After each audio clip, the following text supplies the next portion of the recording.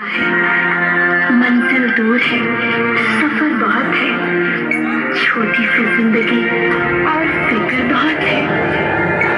मार डालती है दुनिया कब की हमें, लेकिन माँ तेरी दुआओं में असर बहुत है।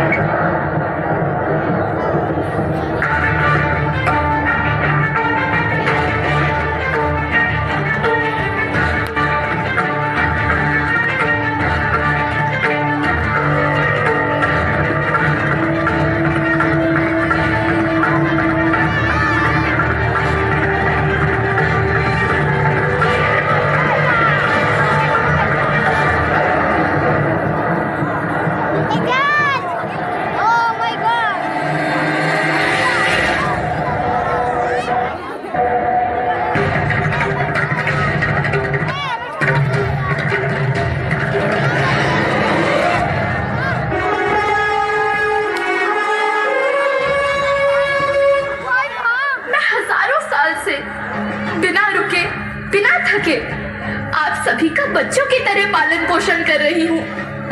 मैं तब भी थी जब आप लोग नहीं थे, और मैं तब भी रहूंगी जब आप लोग नहीं रहेंगे। पर अब ऐसा लगता है कि मैं थक रही हूँ, आपकी धरती माँ थक रही है।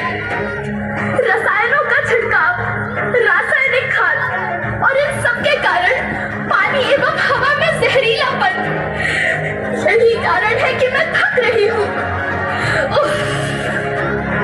क्या आप जानते हैं कि इन रसायनों के जहरीलेपन से मेरी मिट्टी वैसे ही जलती है जैसे आपके शरीर पर कोई तेजाब डाल दे। लगता है मेरे बच्चों को मेरे दुख का अंदाजा नहीं है। मेरी मिट्टी बंजर हो रही है। ये रसायन मेरी मिट्टी के उपजाऊपन को खत्म कर रहे हैं और उसमें पाए जाने वाला नमक मेरे शरीर पर मिर्च की तरह जल रहा है। मेरी फसलों की पैदावार कम हो रही है। मैं धीरे धीरे और थक रही हूँ।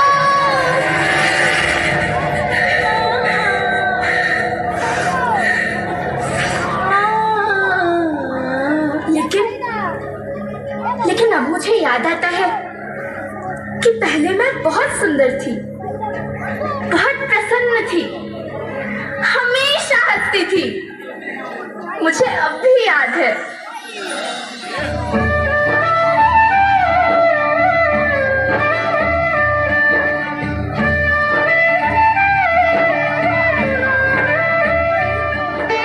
मैं तुम्हारी माँ सुंदर क्यों ना होती, मुझे तो सुंदर होना ही था, क्योंकि बीते जमाने में आप मेरे बच्चे ही तो अपनी माँ के रखवाले थे। आप लोग प्राकृतिक खेती करते थे, और फिर हमारी सभ्यता में तो प्रार्थना भी धरती कल्याण की है। ओम द्यौ शांति, अंतरिक्षः शांति, पृथ्वी शांति, औषधयः शांति, वनस्पतयः शांति। ओम शांति शांति शांति।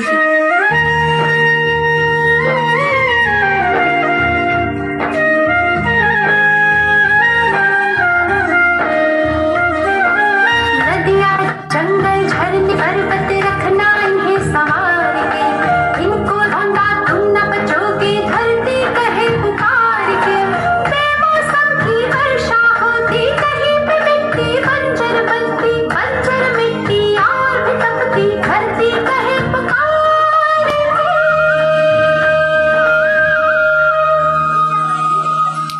हजारों साल से मनुष्य धरती की गोद में रहता आया है, लेकिन आज मैं आपसे पूछती हूँ कि आपने इसके बदले धरती माँ को क्या दिया? ये जहरीले रसायन और प्राकृतिक खाद जो मिट्टी को बंजर कर रहे हैं, उर्वरकता को बर्बाद कर रहे हैं।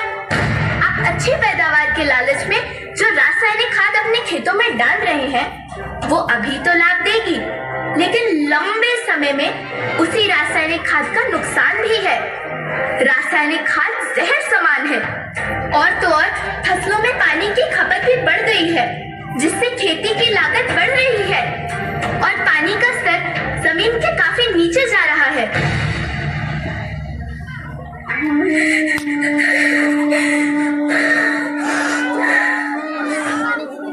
बच्चों, मैं तुम्हारी माँ हूँ।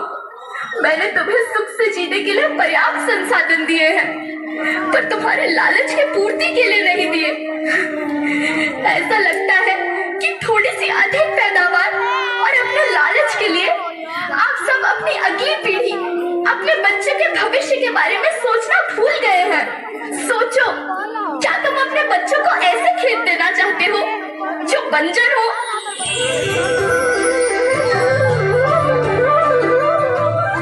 अरे तुम तो बिंदी की बेटी हो, मध्य प्रदेश की बेटी हो, भारत की बेटी हो। आओ, तुम ही मेरे बच्चों को कुछ बताओ। धरती माँ, हम तो अपने बिंद के समय जनन का केवल इतने कहे चाहिए थे कि प्राकृतिक खेती या समय के मार्ग बन चुकी है। प्राकृतिक खेती या उद्देश्य के साथ होत है कि जौने जमीन और हमरे मिट्टी की उर्वरकता बनी रहे। हम सबका प्रकृति के साथ मित्र जैसा व्यवहार करे चाहिए। हम अपना से आने वाली पीढ़ी की तरफ से यह विषय का ध्यान देके सुने और देखे के विनती करी थी।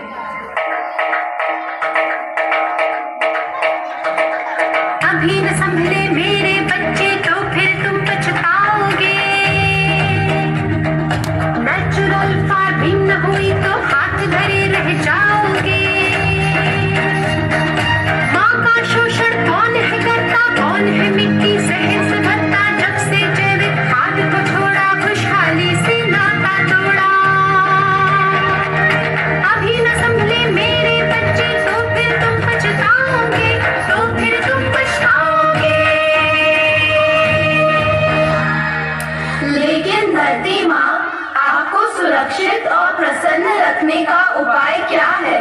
एक ही उपाय है, धरती एक, परिवार एक, भविष्य एक। इस मूल मंत्र को आत्मसात कर लो। प्राकृतिक संसाधन को बचाओ, प्राकृतिक खेती को अपनाओ और परंपरागत देसी पद्धति से, जैसे गो आधारित उत्पाद, जीवामृत, बीजामृत, पंचगव्य, गोमूत्र छाछ का उपयोग करो ताकि मिट्टी की उत्पादकता बनी रहे। याद रखना, मैं माटी हूँ, माँ होना मेरे नाम में बसा है। पोषण करने के लिए ही मैंने जन्म लिया है। करोड़ों सालों तक धरती पर सांसों की डोर आगे बढ़ाई। पेट भरा जब सबका, तभी मैंने संतुष्टि पाई। वो माँ हूँ मैं सबकी, जिसने जन्म न देकर भी जीवन संभव बनाया। अन्नदाता मेरे पुत्र किसान, तुमने ही तो इसमें मेरा साथ निभाया। दिन रात सींच पसीने से मुझको हर मुंह तक रोटी पहुंचाई। जब तुमने माथे मुझे लगाया, मैं हरियाली बनकर मुस्काई। मिट्टी बंजर होने से या धरती के नुकसान से किसी एक देश, एक द्वीप, एक समाज या एक धर्म का नुकसान नहीं है, बल्कि सभी का है, क्योंकि सभी आपस में बंधे हैं। धरती की श्रृंखला टूटी, माला टूटी, सब बिखर जाएंगे, सब खत्म हो जाएंगे।